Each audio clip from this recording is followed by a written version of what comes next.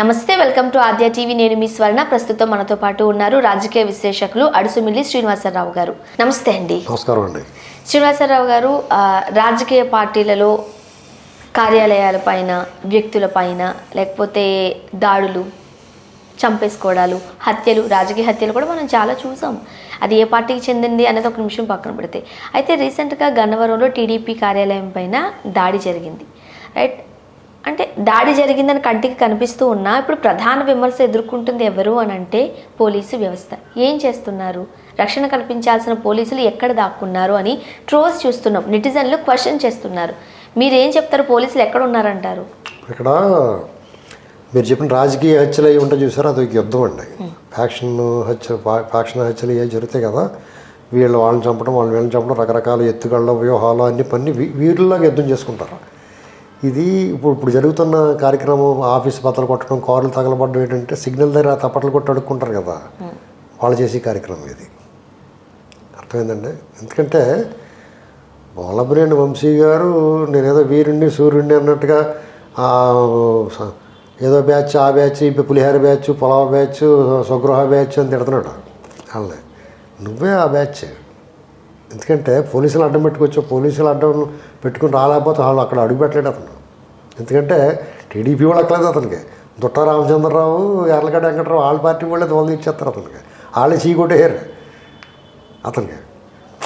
ఇతను ఏంటంటే పోలీసు వాళ్ళకి ముందు చెప్పుకుని వాళ్ళకైనా వాడేసి వాళ్ళతో పైన చెప్పించుకుని వచ్చాడు. వాళ్ళు కూడా ఎందుకు కోఆపరేట్ చేస్తాడు, ఏ సజ్జల రామకృష్ణారెడ్డి చేత చెప్పించుకుంటాడు పోలీసు వాళ్ళు కోఆపరేట్ చేయమని. ఎందుకంటే వాళ్ళు ఎందుకు చెప్తారంటే వాళ్ళకి సీన్గా వెళ్ళిపోయింది. ఇప్పుడు తారకరత్న చనిపోయిన తర్వాత విజయసాయిరెడ్డి చంద్రబాబు పక్కన కూర్చోవడం, వాళ్ళిద్దరు ప్రెస్లో కనపడతాం, చంద్రబాబు గారు కారుకి వెళ్ళిపోతుంటే విజయసాయిరెడ్డి పరిగెత్తుకొచ్చి ఆన కలుపుతాను, మళ్ళీ కలుపుతాను మిమ్మల్ని అంటాం. ఇవన్నీ వాళ్ళకి గుండు గుబులు ఉంటుంది. ఇదేదో తేడాగా ఉందరా బాబు, ఏదో కలయిక చంద్రబాబు గారు లాగేసి అప్రూవల్గా మార్పించేసి లోపల పంపించేస్తాడం ఏంటని చెప్పేసి భయం ఉంది.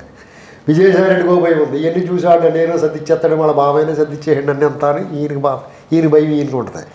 ఈ గొడవ ప్రతి వాళ్ళు చర్చించుకుంటారు. విజయసాయిరెడ్డి అంటే చంద్రబాబు గారు పక్కన కూర్చొని ఏదో జరుగుతుంది, విజయసాయిరెడ్డికి జగన్మోహన్ రెడ్డికి దూరం పెరిగింది, అది అలా నిజమేనంటది. ఇలాంటివన్నీ ఈ చర్చ రాకుండా ఇది పెట్టారు. సరే ఇదేదో చేస్తున్నాడు కదా, దీని పనిపోతుందిలే, అందరూ దీని గురించి మాట్లాడుకుంటారని వాళ్ళు ఒప్పుకున్నారు. లేకపోతే మామూలుగా ఒప్పుకోరు. ఇతనికి అంత సీన్ ఎవరాళ్ళు వంశీకి. సరే ఏదో అది మరుగున పడద్దు కదా అని దీనికి ఒప్పుకున్నారు. వీళ్ళు పోలీసులు అడ్డం పెట్టుకుని ఇతను వీరుడు అంటాడేంటి, ఇతను మనుషులు వచ్చి పోలీసులు లేకుండా పోలీసు వాళ్ళు రావద్దని చెప్పేసి అప్పుడు యుద్ధం చేస్తే అది వీరుడి లక్షణం. ఇతను చప్పట్ల బ్యాచ్, ఖచ్చితంగా చప్పట్ల బ్యాచ్ అంటాను నేను. పైగా వాళ్ళు పోలీసు వాళ్ళు వచ్చి వాళ్ళు వీళ్ళకన్నా పెద్ద బ్యాచ్. వాళ్ళు ఏంటంటే వాళ్ళు డైరెక్ట్గా వైసీపీకి పాలేరుతనం అంటే తెలుసా, ఇంట్లో పని చేస్తారు చూడండి, ఆఫీస్ బాయ్, ఇంట్లో పనివాడు, గిన్నెలు కడుగుతారు, ఆ బ్యాచ్లో తయారైపోయారు వాళ్ళు వైసీపీకి. ఎందుకంటే వాళ్ళు అలసిగ్గొదిలేశారు మొత్తానికి. ఇది కొత్త కాదు వాళ్ళకి. ఈ మధ్యకాలంలో అన్నీ అలాగే చేస్తున్నారు. మన అనపర్తిలో చేశారు, లోకేష్ గారు పాదయాత్రలో చేస్తున్నారు, తెలుగుదేశం వాళ్ళు ఎక్కడేం చేసినా ఇదే పని చేస్తున్నారు. వాళ్ళు ఈ ఉద్యోగం మానేసి ఇంకొక కొత్త వాళ్ళకి ఇచ్చుకుంటారు. అరొకళ్ళు వాళ్ళు పాలకాపుతనం కింద వాళ్ళ పొలాల్లోనూ, ఇడుపులపాయలోను, అక్కడెక్కడ లోటస్ పాండ్లోను, తాడిపిల్లి కొంపలోను చేరిపోతే ఆఫీస్ బాయ్ కింద, సర్వర్ల కింద, తడిగొడ్డెట్టి వాళ్ళ కింద, తుడిసి వాళ్ళ కింద జారిపోతే బెటర్ అండి. రకరకాల హోదాలు ఉంటాయి. ఇలా ప్రజల సొమ్ము తీసుకుని శాంతి భద్రతలు కాపాడాల్సిన వాళ్ళు అట్లా విఘాతం కలిగిస్తా ప్రజల మీద దాడి చేస్తే టీడీపీ వాళ్ళు ప్రజలు కదా, వాళ్ళ మీద దాడి చేసి వాళ్ళ దగ్గర పట్టుకుని కొట్టించడం ఏంటి, వాళ్ళు ఆఫీసులో ధ్వంసం చేయించడం ఏంటి, తిరిగి వీళ్ళని అరెస్ట్ చేసి వీళ్ళ మీద కేసులు పెట్టి వీళ్ళని బయట ఎవరు చేసి రాత్రి కల వాళ్ళు కనపడకుండా దాచి పట్టాభిని కట్టాను, ఇన్ని దుర్మార్గాలు వాళ్ళు చేస్తూ ఉంటారు. సిగ్గు లేకుండా మళ్ళీ పొద్దున్నే ప్రెస్ మీట్లు ఏమీ సిగ్గు పెట్టలేదు వాళ్ళకి, చీమురు ఎత్తులేదు, సిగ్గుచారం లేదు. వాళ్ళు మేము పెద్ద ఆఫీసులో చెప్పుకుంటారు. వాళ్ళు బుద్ధి ఉంది వాళ్ళకి ఏమన్నా. అసలు వాళ్ళు ఎందుకు చేస్తున్నారు డ్యూటీ వాళ్ళకి ఏమన్నా తెలుసు? వాళ్ళకి ఇంట్లో వాళ్ళ కుటుంబాన్ని అడగండి. మనం ఎవరు చెప్పాలి, వాళ్ళ కుటుంబానికి వెళ్ళి అన్నం తింటా కూర్చుని శుభ్రంగానే, ఏ అమ్మ మేము ఎలా చేసాం, ఇది కరెక్ట్ అని అడగమని ఇంట్లో వాళ్ళని, వాళ్ళ పిల్లల్ని, భార్యని. ఇవన్నీ ఒక ఎత్తు. రెండు, వాళ్ళ కుటుంబాలు ఉన్నాయి కదా. ఇప్పుడు ఒక సీఏకి దెబ్బలు తల్లి అది చచ్చిపోతే వాళ్ళ కుటుంబం ఏమైపోతే ఆ దాడులు జరిగితే ఆ దాడులు జరగకుండా అరికట్టాలి కదా. నువ్వు నీ దగ్గరుండి ప్రోత్సహించో, నువ్వు నీ దెబ్బలు తల్లి ఇంకో కానిస్టేబుల్ నీకన్నా ముందుకు వెళ్తాడు, అతను చచ్చిపోతే వాళ్ళ కుటుంబానికి ఎవరు బాధ్యులు? మీరు ఎంత ఏపు దొబ్బేతారు వాళ్ళకి, చచ్చిపోయిన తర్వాత ఇచ్చి బెనిఫిట్స్ ఇవ్వడానికి? వాళ్ళ కాళ్ళు రిపేర్ చేస్తారా? వాళ్ళు ఎన్ని రకాలుగా వేధిస్తారు మీరు మీ ఆఫీసర్లో. అందులో చనిపోయిన వాళ్ళు భార్యలు కట్టదు ఎంత ఇబ్బంది పెడతారు మీరు. ఇలాంటివన్నీ కథల కింద ఉన్నాయి కదా వాళ్ళ స్టోరీలు. కేవై అని పతించలని ఒక ఆయన కాకి వనమని ఒక నవల రాశాడు కేవై అని పతంజలి గారండి. అది చదివితే తెలుస్తుంది మనకి వీళ్ళ డిపార్ట్మెంట్ ఎన్ని ఆశలు వేస్తారు వీళ్ళు. నైతికంగా పతనం అయ్యారు, మామూలు సామాజికంగా పతనం అయ్యారు, రూల్ ఆఫ్ లా బ్రేక్ చేస్తున్నారు. మీరు ఏ రకంగా అర్హులు ఏదైనా గౌరవం పొందడానికి? ముఖ్యంగా పోలీసు వ్యవస్థ మీద చాలా ట్రోల్స్ వస్తున్నాయి. ట్రోల్స్ కాదండి, వాళ్ళు చీకొట్టాలా. ట్రోల్స్ అంటే ఎడగారం చేయడం, రకరకాల వైరల్ చేయడం, ఎక్కువ ఉమ్మేయాల. నిత్యం కోర్టులో గొడవచ్చేస్తున్నారు వాళ్ళ బాసుల్ని, అయినా వాళ్ళు సిగ్గులేదు. ఇది ఒక రకం. ఇక టీడీపీ వాళ్ళు అసలు వాళ్ళ బుద్ధి జ్ఞానం ఏమైనా ఉందంటే టీడీపీ వాళ్ళకి అసలు ఇవాళ కొత్తగా ఉన్నా జగన్మోహన్ రెడ్డి గారు చాలా క్లారిటీగా ఉన్నాడు. టీడీపీ వాళ్ళు ఏం చేస్తున్నారు, ఏం చేయాలి? చంద్రబాబు గారు వెళ్తే అడ్డుకున్నారు. అనపర్తిలో నిన్ను పెద్ద పెంట చేశారు వాళ్ళు. లోకేష్ గారు రోజు ఇబ్బంది పెడుతున్నారు.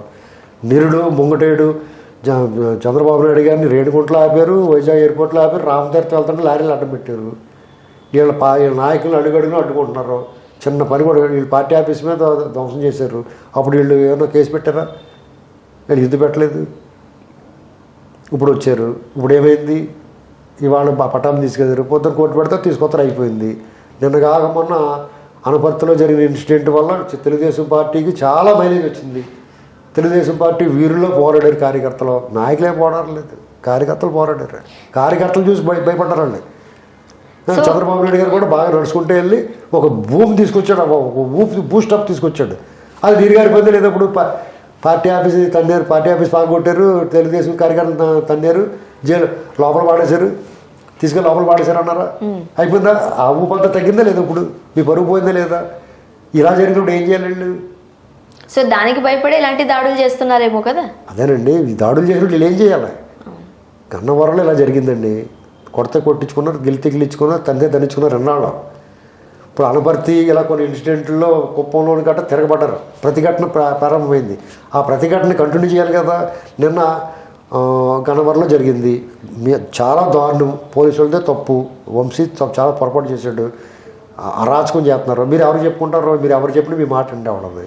గవర్నర్ చెప్పుకున్నారో సరే అని చెప్పి అది చూసి పక్కన పడేస్తాడు. డీజీపీకి చెప్పుకున్నారో చెవుల్లో దూదెట్టేసుకున్నాడు అతను. మీరు చెప్పేది వినడం, మీరు కాళ్ళకి అంతలు కట్టేసుకున్నాం, మీరు ఇచ్చిన అప్లికేషన్ చూడడం. మీరు ఎవరికి చెప్పుకుంటారు? ఇంకా పైన ఉన్నవాడేమో ధృతరాష్ట్రులు వాళ్ళకి వెళ్ళి రొంకే వారం నడుతుంది. కాబట్టి మీకు ఏం సపోర్ట్ చేయరు వాళ్ళు. కాబట్టి మీరు ఏం చేయాలి? మిమ్మల్ని మీరు కాపాడుకోవాలి. ప్రజల్లో మీకు ధైర్యం కల్పించాలి. అంటే ఏం చేయాలి? ఈ రాష్ట్రంలో 175 నియోజకవర్గాలు ఉన్నాయి. 175 నియోజకవర్గాలు మీ మనుషులు, మీ కార్యకర్తలు ఉన్నారు. మిగతా పార్టీలకు కాదు. మీకు అన్ని నియోజకవర్గాలు మీకు నాయకులు ఉన్నారు, గట్టిగా కేడర్ ఉంది. కనీసం 100 నియోజకవర్గాల్లో ఒక్కొక్క నియోజకవర్గంలో 3 నుంచి 5 పోలీస్ స్టేషన్లు ఉంటాయి. దాదాపు 400-500 పోలీస్ స్టేషన్ల ముందు కనీసం 2000 మందిని కూర్చోలేరా మీరు? ఒక ఆదేశం ఇవ్వలేరా మీరు? రాత్రి తెల్లారినప్పటికి గందరగోళం అవ్వదా? ఇక్కడ స్విచ్ చేస్తే అక్కడ అన్ని లైట్లు వెలుగుతారా బాబు, కరెంటు పోద్దని చెప్పి సాగుతారు లేదా? ఒళ్ళు దగ్గర పెట్టుకోరాళ్ళు. మీరు ఎందుకు చేయలేకపోతున్నారు ఈ పని? ఊరిగా ఉపన్యాసాలు ఇస్తారు బయటకు వచ్చి ఎవరికాడు.